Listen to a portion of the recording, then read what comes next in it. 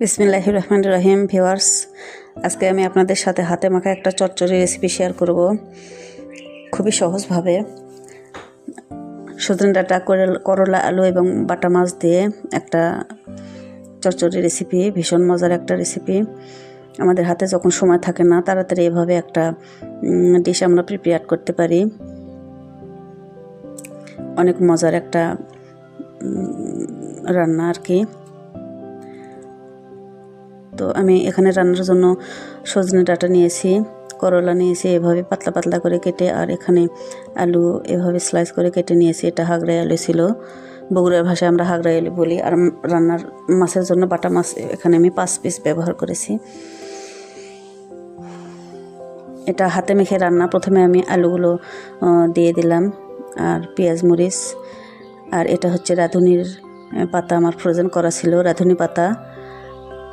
এই চচ্চড়িতে এই পাতার ফ্লেভারটা অনেক ভালো যায়। পেঁয়াজটা আমি আলুর চেয়ে একটু বেশি নিয়েছি।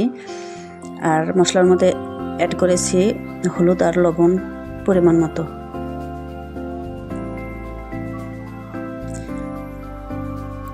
আর পরিমাণ মতো তেল দিয়ে আমি এখানে মেখে নেব অনেকক্ষণ ধরে।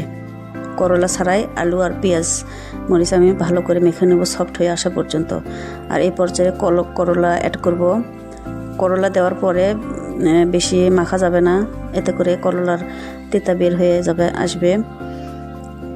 আলাদাভাবে মাছ আর করলা দিয়ে মেখে লাস্টে আমি সজনে ডাঁটাগুলো দিয়ে দিলাম, আর রান্নার জন্য পর্যাপ্ত পরিমাণ পানি দিয়ে এখানে রান্না হতে দেব। এখানে আর কোনো কাজ নেই, শুধু রান্নাটা পছন্দ মতো হয়ে আসলে হয়ে যাবে। এদিকে আমি কয়েকটা রুটি ভেজে নিলাম। তো রান্না শেষের দিকে আমি একটু রসরসি রাখবো এভাবে। সজনে ডাঁটার এই চচ্চড়িটা একটু রসালোই ভালো লাগে খেতে। তো সাদা ভাতের সাথে ভীষণ মজার একটা আইটেম। আমাদের হাতে যখন রান্নার জন্য কম সময় থাকে এবং আমরা যখন বেশি ব্যস্ত থাকি, এরকম শর্টকাট ঝটপট একটা রেসিপি আমরা প্রিপেয়ার করতে পারি অল্প সময়ে। খেতেও ভীষণ মজার একটা রেসিপি। তো আমার ভিডিওগুলো যদি ভালো লাগে, আমাকে ভালোবেসে একটু ফলো দিয়ে আমার পাশে থাকবেন, একটু লাইক কমেন্টস শেয়ার করবেন প্লিজ। ভিডিওটি দেখার জন্য সবাইকে ধন্যবাদ। আসসালামু আলাইকুম।